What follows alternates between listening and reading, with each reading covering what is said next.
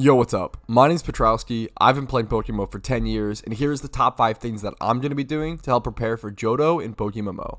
If you don't know, Johto was officially announced for PokeMMO between spring 2023, so I'm going to do everything that I can to prepare for that region and help me get through it as quickly as possible. Alright, thing number 1, the most important thing you want to do is have a team prepared and trained for the Johto region. I actually made a full video talking about that. I do need to go ahead and upgrade my Magikarp coming up soon, but here is my team, EV trained and all, a nice Moxie Sandile, a Magikarp, and a Porygon that'll eventually turn into a Porygon Z. Two very powerful physical attackers with the Moxie ability and setup moves, as well as a pretty fast special attacker with a huge punch, and Porygon Z is going to help me blast through any gym leaders or any trainers I might get stuck on in the Johto region. If you want to see more details about the making of this team and what you want to look for in creating your team, there should be a video linked in the description down below. The second thing I want to do is go ahead and stock up on items, a ton of different items. This includes Pokeyen, Lumberries, potions, revives, and other healing items, maybe even some XP candies if you want to really accelerate your progress in Johto. So let's cover each of those one by one. Pokeyen just helps you buy whatever you need on the fly, on the spot. Pretty obvious stuff. Lumberry is the best way to heal any sort of status problem throughout the storyline, whether it's one that's currently active on you, or if you want to prevent an upcoming one, you can give your Pokemon a Lumberry and prevent an upcoming status. Potions are pretty obvious. I need to stock up on more super potions probably here, allowing you to get through the storyline during certain parts where you might take a loss on a battle. Spending the extra Pokeyen, depending on how far along you are, is definitely more worth it to get through the storyline faster. Now, if you're a new player, it might actually be worth to not waste a ton of money on healing items like this, but if you're a veteran player like myself, you want to just get through this storyline as fast as possible. Spending that extra 50 to 100k on healing items doesn't really matter. Once again, if you're a new player, you might want to reconsider this. And XP candies are a pretty new item added to PokeMMO, allowing you to gain a certain amount of XP as opposed to just a full level up versus rare candies. They're much cheaper because of that, and their price varies, depends on the amount of XP gained. These are fantastic for leveling up low-level Pokemon, whereas rare candies are fantastic once you're level like 95 plus.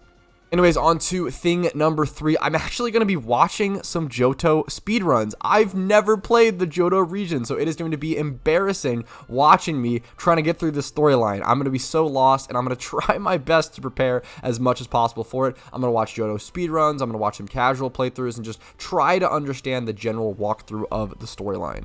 I'm already terrible at storylines in PokeMMO since most of PokeMMO's gameplay is the end game, the late game. I always say that PokeMMO, the game begins once you complete all 4 storylines. If you're not even done all the 4 storylines yet, you're not even really playing the game. You're in the beginner stage, right?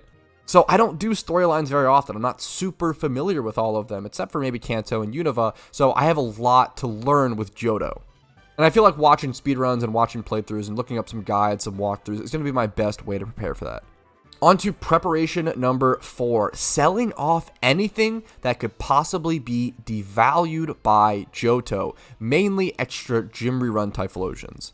There is a 99.9% chance that Cyndaquil is going to be taken out of the Hoenn Safari and be put as a single encounter location somewhere within the Johto region, making its price essentially plummet. I think Cyndaquil currently has a base price of probably around 20 to 30k, usually around 19k or so, 20k at the moment. It'll probably plummet down to around 5 to 10k, similar to the other starter Pokemon. Cyndaquil is probably one of the most desired Pokemon in the game at the moment, but it's probably one of the hardest to catch at the moment since it's only in the Safari Zone in the Hoenn region, which is pretty brutal. Once it's added as a normal single encounter, it should really tank the price. It's also important that there may be a lot of things you can actually stock up on heading into Johto in terms of if you want to make an investment. I might make a full video for that. If you want to see a full video for that, make sure to let me know by liking this video and leaving comments down below in the description. Stocking up on things like Moxie Sandiles, Moxie Strafties, Moxie Gyarados/Magikarp, now that that's been added, could be hugely financially beneficial. Alright, preparation method number 5, preparing shiny charms and donator status plus Lepa berries if you're interested in shiny hunting, of course. This is only for those serious shunters like myself. I really want to be one of the first people to get a shiny Pokemon in Johto. I will try my absolute best. Donator status, not just for shiny hunting though. Donator status is crucially important for those who want to skip server queues. If you don't know what I mean by server queues, essentially, if the server becomes too full, if too many people are trying to log on at once, i.e. a really huge and important update that people have been looking forward to for years, like Johto, there becomes a queue to get into the server. Donator status allows you to skip that queue. You could end up waiting 1 to 2 hours in queue, or you could buy donator status for around 7 days in game for around 1.4, 1.5 mil at the current time. It could go up in price by then. Definitely watch out for that. Maybe stock up on those if you want.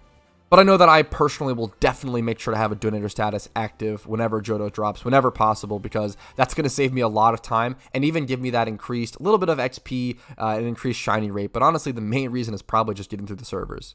And then shiny charms and lepa berries are pretty self-explanatory, allowing me to shiny hunt more and faster and earlier on. Lepa berries might even be helpful during the storyline if you run out of PP on a certain move during a certain gym leader fight. But that's it for me. That's the top 5 things that I'm going to be doing to prepare for Johto. Hopefully this list will help you guys out some. If you enjoyed this video, always make sure to leave a like on it to let me know. If you didn't or think I missed something, let me know in the comments down below politely. Even dislike the video if you truly think it was terrible. That's totally okay. Comments, feedback, subscribe to the channel for daily PokeMMO videos. I upload a video every single day, and I usually stream Monday through Thursday at 12 p.m. EST here on YouTube and on Twitch. Discord link is down below. That's it for me. Have a great day, guys. Good luck in Johto. Hopefully this video will be a positive asset to all of you guys, either jumping into Johto and PokeMMO for the first time or coming back to PokeMMO to play through Johto. Yo, if you're watching this, that means you watched the entire video. So first things first, thank you so much. I really appreciate your time. And if your name is on this list, that means you go above and beyond and support the channel and allow me to do what I do every single day. Thank you so much and have a great day.